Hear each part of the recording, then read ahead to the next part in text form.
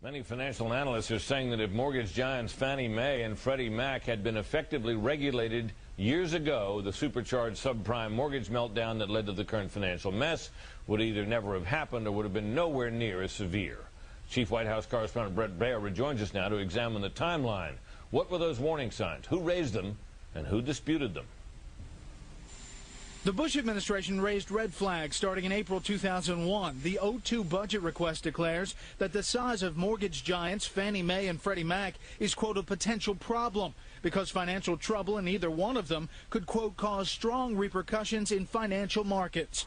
In 2003, the White House warning about Fannie and Freddie was upgraded to a systemic risk that could spread beyond just the housing sector.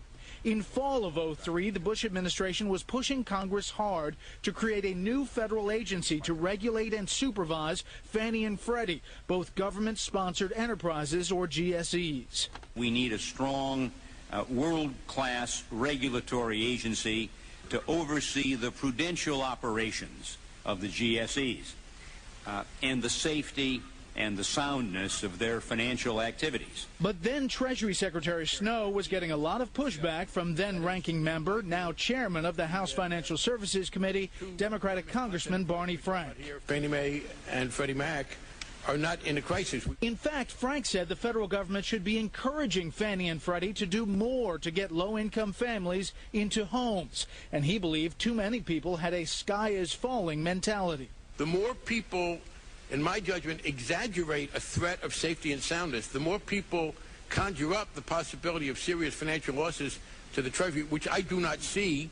I think we see entities that are fundamentally sound financially and withstand some of the disaster scenarios. And even if there were a problem, the federal government doesn't bail them out.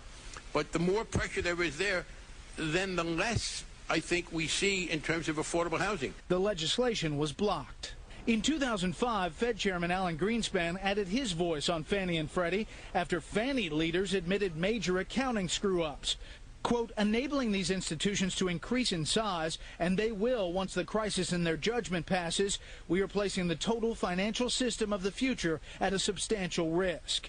Adding later at another hearing on the topic, if we fail to strengthen GSE regulation, we increase the possibility of insolvency and crisis. But the two mortgage giants had staunch defenders. Democratic Senator Charles Schumer said, quote, I think Fannie and Freddie over the years have done an incredibly good job and are an intrinsic part of making America the best housed people in the world. If you look over the last 20 or whatever years, they've done a very, very good job. Senator John McCain co-sponsored legislation pushing for regulation, delivering a speech on the Senate floor in 2006. Quote, for years I have been concerned about the regulatory structure that governs Fannie Mae and Freddie Mac. And the sheer magnitude of these companies and the role they play in the housing market, the GSEs need to be reformed without delay.